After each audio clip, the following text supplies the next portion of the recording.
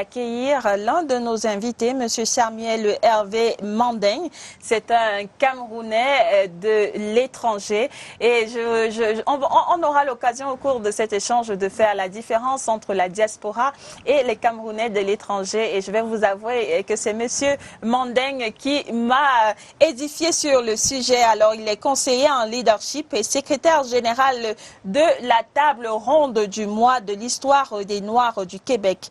Monsieur Mandeng, bonjour. Bonjour, Caresse. C'est un plaisir de vous avoir sur le plateau de Cameroun Day Live. C'est la première fois et j'en suis réjoui. Alors, vous êtes ici en tant que conférencier, conseiller en leadership et je l'ai dit, secrétaire général de la table ronde du mois de l'histoire des Noirs du Québec. Je l'ai dit lors de notre échange préparatoire à cet entretien. Vous m'avez édifié sur la différence qu'il faut faire entre la diaspora et les Camerounais de l'étranger. Pouvez-vous partager cette analyse avec nos téléspectateurs? Alors, justement, je pense que beaucoup les membres du gouvernement commencent déjà à l'adopter. Il est important de savoir que la diaspora, si vous repartez dans vos dictionnaires, c'est un peuple qui a été dispersé soit par un conflit interne, une catastrophe naturelle ou une épidémie. Oui. Alors, il y a aussi des personnes qui se déplacent suite à des sécurités sociologiques, politiques et même peut-être pour des besoins économiques. Oui. Alors que les Camerounais de l'étranger ou les Africains de l'étranger, ce sont ceux qui partent pour des besoins professionnels, pour des besoins académiques et sociaux, parfois familiales, vous comprenez? Oui. Alors, il faut savoir que les diasporains partent parce qu'ils sont forcés de partir, alors que les Camerounais de l'étranger partent parce qu'ils ont ou une opportunité. Alors ils partent par rapport à un projet. Donc c'est ça qu'on a l'habitude de dire que la diaspora part par rapport à un trajet. La diaspora c'est un trajet, alors que l'immigration avec les Camerounais étrangers c'est plutôt un projet. Mais pourquoi c'est important de faire cette dissociation-là? Parce que le nom que vous donnez à quelqu'un, ou le nom que vous donnez à une structure, influence la structure. Donc si vous nous appelez diaspora, vous allez attendre de nous des personnes qui viennent vous donner l'argent et construire des immeubles. Mais vous n'allez jamais comprendre que nous sommes des ambassadeurs. Un Camerounais de l'étranger est un ambassadeur. C'est pourquoi il y a eu tous ces problèmes justement avec cette confusion, avec justement la période électorale où on a mis tout le monde dans le même sac. Oui. Et vous tenez à faire la différence parce que justement, nous sommes en 2025, c'est une année électorale au Cameroun. Oui. Et pour vous, c'est important? Pour nous, c'est important. Justement, j'ai créé un mouvement qu'on appelle Give Back to Mama à la suite de tout ce qui s'est passé en 2018. Oui. Alors, on mettait tout le monde dans le même sac et on ne comprenait pas que, écoutez, nous qui sommes venus au Québec, nous sommes venus généralement pour la plupart. Nous sommes là pour l'immigration. Et justement, j'ai été influencé par les aînés qui étaient là-bas depuis pratiquement 50 ans, ils disaient que mais non, nous ne sommes pas de la diaspora, nous sommes venus ici parce que nous avons répondu à un besoin professionnel ou éducatif.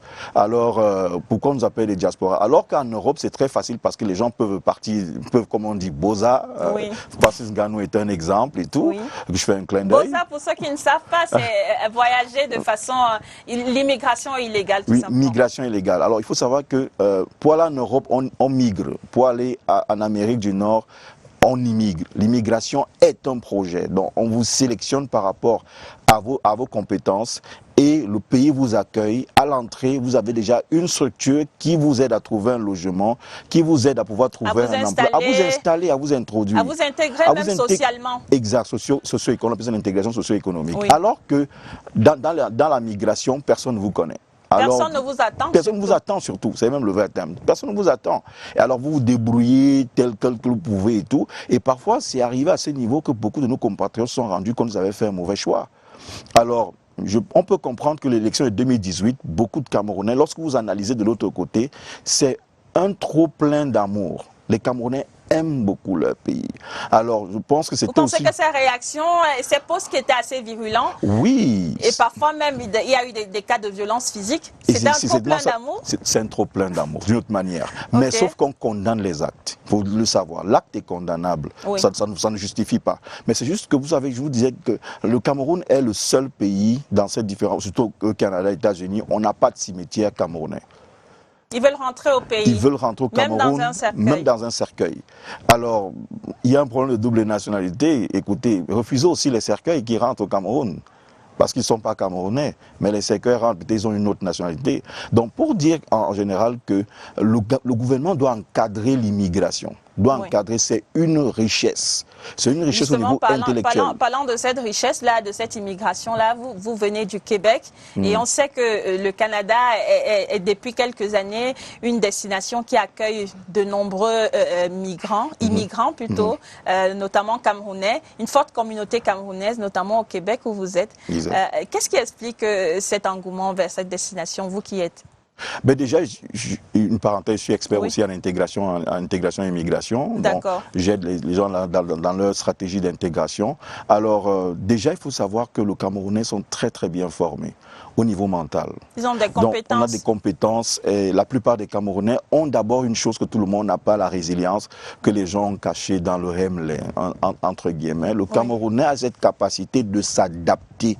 Peu importe la difficulté. Peu importe la difficulté. Alors, c'est déjà une valeur que moi, en tant que chef d'entreprise québécoise ou bien québécois, tu vois, je recherche. Que tu recherches. Alors que d'autres communautés, si tu lui donnes un boulot, si tu lui donnes une tâche, il est obligé.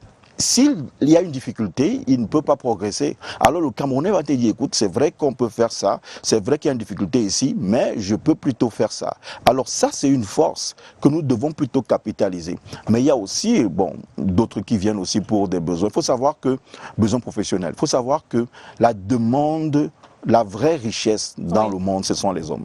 Il n'y a que les pays africains qui n'ont pas compris que la richesse, c'est l'homme. Et c'est pourquoi aujourd'hui les pays développés vont prendre toutes nos richesses. Parce qu'ils prennent les cerveaux, ils prennent la main-d'œuvre. C'est ça. Aujourd'hui, je vous dis, même le Québec, même le Canada en général, n'arrive pas à retenir sa main-d'œuvre. Il faut le dire que c'est un problème qui est légion dans le monde entier, surtout dans le domaine informatique et le domaine de l'aviation. C'est un domaine où la plupart des informaticiens ou dans le domaine, qui sont formés dans le domaine de l'aviation et de l'informatique qui sont formés n'arrivent pas à rester au Québec parce que la demande est très forte. D'autres offres plus intéressantes. Oui, et ça concerne des Camerounais également. Camerounais, tout le monde. Oui. Alors, le problème de la fuite des cerveaux, c'est un problème mondial. Oui. Mais sauf que le Cameroun le prend très mal. Il faut savoir que la richesse, parce qu'on ne comprend pas que la richesse c'est l'homme.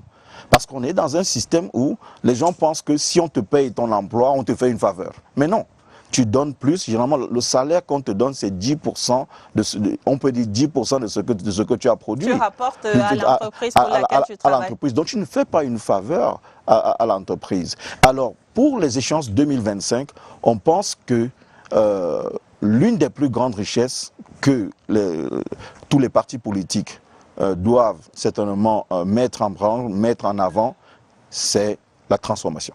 La transformation. Nous allons poursuivre cet échange avec Samuel Hervé Mandeng. Juste après le journal, Madame, Monsieur, il est l'heure de l'actualité sur la SIA TV.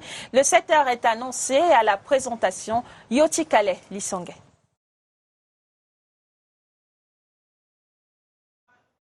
Exactement, en ouverture de cette édition d'information Ramadan 2020. Bonsoir chers téléspectateurs, madame, monsieur, bienvenue à Chez nous les artistes. Chez nous les artistes s'invitent chez vous.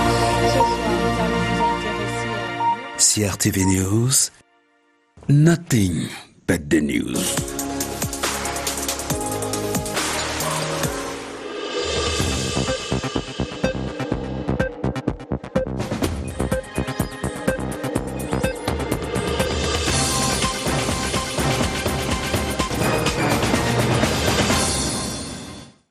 Good morning and welcome to the 7 a.m. newscast. In the headlines.